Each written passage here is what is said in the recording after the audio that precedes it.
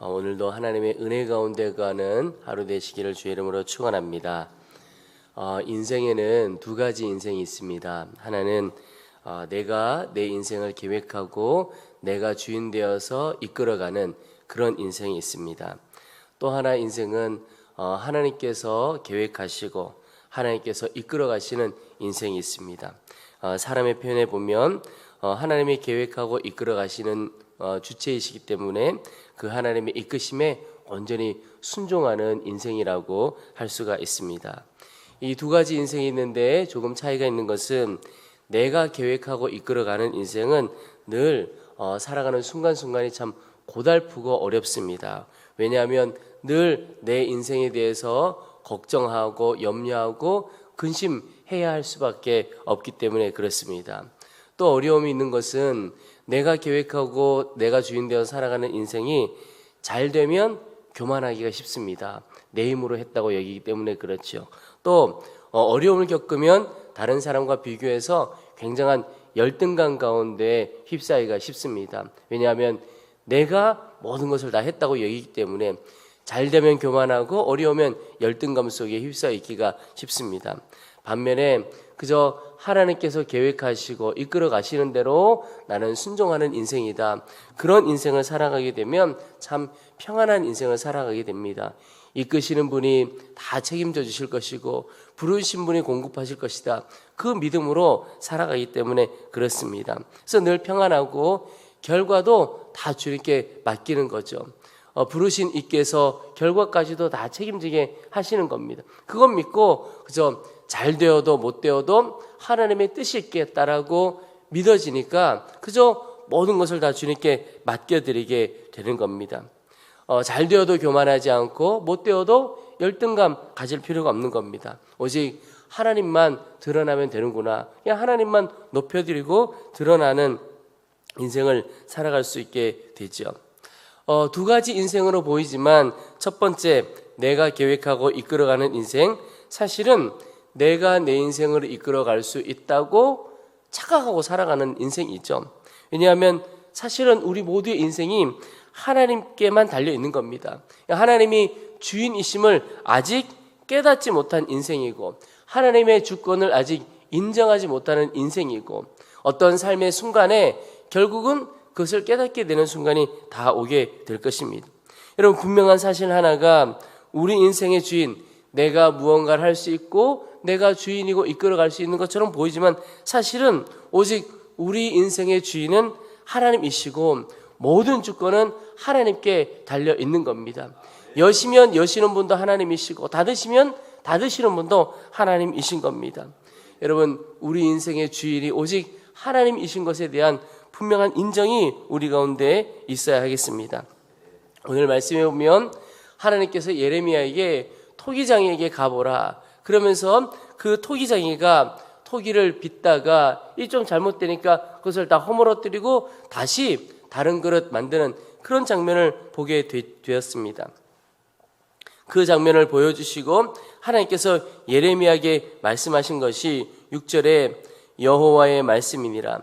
이스라엘 족속아, 이 토기장이가 하는 것 같이 내가 능히 너에게 행하지 못하겠느냐. 이스라엘 족속아, 진흙이 토기장이의 손에 있음같이 너희가 내 손에 있느니라. 여러분, 이스라엘의 안고 일어섬이, 이스라엘의 흥망성쇠가 누구 손에 있습니까?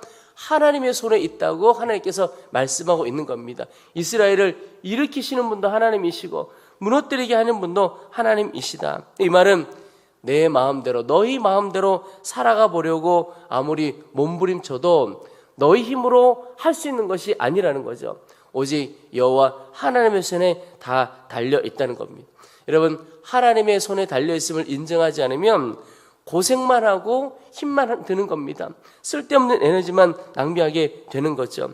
가장 복된 인생이 어떤 인생입니까? 하나님께 내 인생을 다 맡기는 인생입니다. 하나님의 인도하심을 따라 살아가는 인생이 가장 복된 인생입니다. 여러분, 하나님께서 우리의 주인이심을 완전히 믿음으로 고백할 수 있게 되기를 축복합니다. 그 고백이 있는 사람은 어떻게 살아갑니까? 오늘 하루도 주님께서 나를 이끌어 가실 것이다. 주님께서 말씀하시고 가르쳐 주실 것이다. 그것을 믿게 되죠. 그리고 실제인 것입니다. 여러분, 오늘 하루도 내가 어떤 말, 어떤 행동, 어떤 삶을 살아야 할지 하나님께서 분명히 가르쳐 주시고 인도해 주실 것입니다.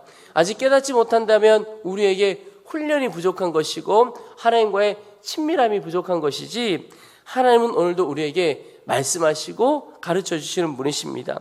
먼저 우리 가운데 주님, 내 인생은 주님께 달려 있습니다. 우리의 모든 삶은, 우리의 가정도, 우리의 모든 삶과 사역도 주님께 달려 있습니다. 오직 주님만 따르기를 원합니다. 주님, 우리가 걸어가야 할 그 길을 가르쳐 주십시오. 결단하고 주님께서 깨닫게 해주시는 대로 순종해 보시기 바랍니다. 하나님께서 역사하시는, 또 하나님 은혜 베푸시는 놀라운 길로 가게 될 것입니다. 여러분, 우리가 보통 생각하는 것 하나가, 하나님은 뜻을 정하시면 변하지 않으신다, 마음이 변치 않으시는 하나님이시다, 이렇게 여깁니다. 실제로 그럴까요? 오늘 말씀에 보면 하나님은 마음을 바꾸시는 하나님이시라고 표현하고 있습니다. 오늘 7절 이후에 보겠습니다.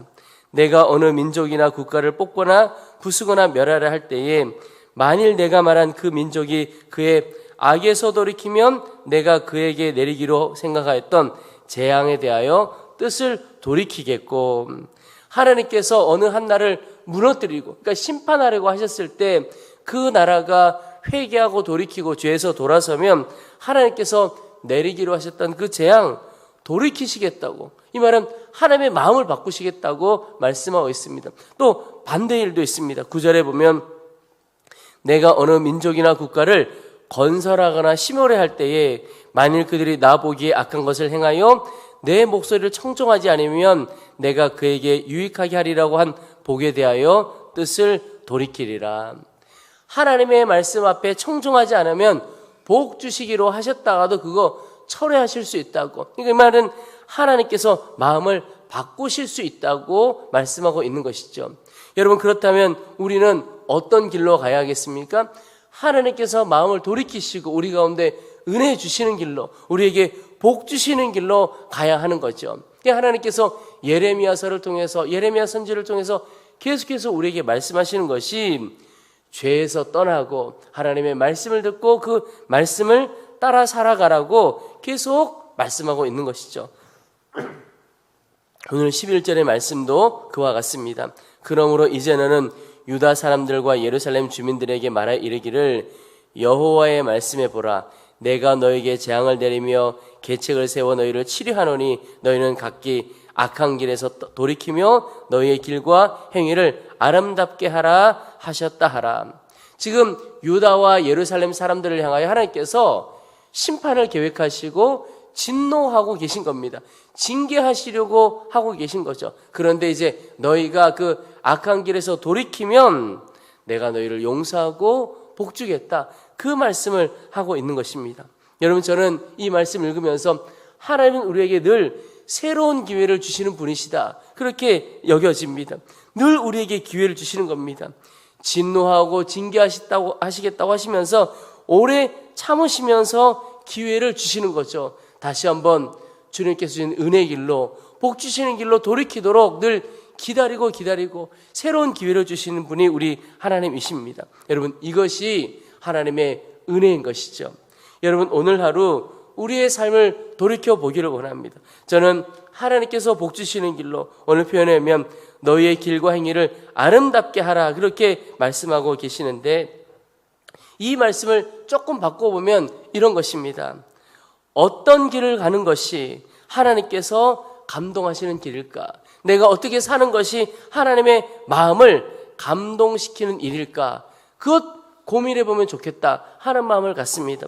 여러분, 이 땅에서는 우리가 어떤 것을 더 가질까, 더 얻을까, 그게 관심이죠. 그런데 하나님의 마음을 감동케 하는 것은 그저 우리가 더 많이 갖는 것, 이런 수준이 아니라는 거죠.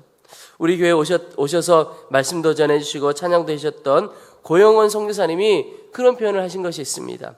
이 땅에 살아갈 때는 우리가 예수님 때문에 얼마나 많이 받았는가, 얻었는가, 이것이 우리의 관심이고 그것이 자랑거리일 수 있다는 거죠. 그런데 하늘에 가면 우리가 이 땅에 살아가면서 예수님 때문에 얼마나 많이 잃었느냐, 그게 관심이고 칭찬받을 것이고 축복이라는 것입니다. 여러분, 그 말은 예수님 때문에 무언가를 잃었는가, 하나님의 마음을 얼마나 감동시켰는가 하는 것이죠. 여러분, 우리는 예수님을 믿고 살아가면서 그 예수님 믿는 믿음 때문에 얼마나 손해를 본 것이 있고 얼마나 핍박당한 것이 있는가. 사실은 이 땅에서 예수님 때문에 고통당하기도 하고 손해본 것이 있으면 있을수록 하나님 앞에서 가서는 하나님의 칭찬을 받고 하나님의 마음을 감동시킬 수 있는 길이라고 하는 것입니다. 여러분, 오늘 악한 길에서 돌이키라 그렇게 말씀하고 있는데, 이 악한 길이 어떤 길이냐면 육신을 따르는 길입니다. 내 마음의 소욕에 좋은 대로, 내 기쁜 대로 가고자 하는 것, 그게 바로 악한 길이죠. 그래서 여러분, 자세히 보면 어떤 길은요, 어떤 사람에게는 악한 길처럼 보이지 않지만 어떤 사람에게는 굉장히 악한 길이 되는 것이, 어떤 사람은 육신의 소욕대로 가고 어떤 사람은 주님을 사랑하는 마음으로 가고, 똑같은 길이지만 그 내면의 동기가 다를 수 있습니다. 그래서 여러분, 우리 가운데 내 육신의 소욕과 기쁨을 따라 살아가는 것, 그 길에서 돌이켜서 너의 길과 행위를 아름답게 하라, 하나님의 마음을 감동시킬 수 있는 길로 가라라고 하는 것입니다. 여러분, 오늘 하루 살아가면서 많은 사람들을 만나게 되고 어떤 삶의 행동을 하게 될 텐데, 하나님 감동받으실 일이 어떤 것인가, 그것을 한번 살펴보고 하나님의 마음을 흡족하게 할 수 있는 길로 나아가 보시기 바랍니다. 혹 이 땅에서 우리가 손해보고 억울하고 핍박당한다 할지라도 그것이 하나님의 마음을 감동시키는 일이라면 하나님께서는 하늘에서 뿐만 아니라 이 땅에 살아갈 때에도 하나님의 때에 놀라운 축복으로 바꾸어 주실 것입니다. 그 은혜를 다 누리게 되기를 축복합니다. 오늘 12절에 보면, 그러나 그들이 말하기를 이는 헛되니 우리는 우리의 계획대로 행하며 우리는 각기 악한 마음이 완악한 대로 행하리라 하느니라. 여러분, 하나님께서 기뻐하시는 길로 가야 하는데 그 이야기를 계속 예레미야 선지자를 통해서 이스라엘 백성들에게 주심에도 불구하고 이스라엘 백성들은, 유다 백성들은 우리는 우리의 계획대로 살겠다, 그렇게 이야기하는 겁니다. 근데 그것을 하나님께서 악한 마음, 완악한 마음이라고 표현하고 있습니다. 여러분, 결국 내 마음대로 살아가겠다고 하는 그 마음이 악한 마음이고 완악한 마음입니다. 하나님의 은혜를 누리고 축복받는 것은 이 마음이 깨어졌는가라고 하는 것입니다. 여러분, 우리 모든 성도들 안에 이 마음이 온전히 다 깨어지고 녹아지게 되기를 축복합니다. 내 마음대로 살겠다는 마음 가지고 있으면 결국은 다툼이 일어나고 갈등이 일어날 수밖에 없습니다. 그런데 주님을 사랑하는 마음, 또 주님의 마음을 감동시키는 길, 그 길은요, 싸울 일이 없고 다툴 일이 없게 되는 겁니다. 여러분, 오늘 하루 하나님이 복 주시는 길로 가기를 소망합니다. 내 마음대로 살겠다는 마음 다 내려놓고 주님의 마음을 감동시켜서, 그래서 주께서 우리에게 주시는 놀라운 영적인 축복을 다 누리는 우리 사는 성도들 되시기를 주의 이름으로 축원합니다.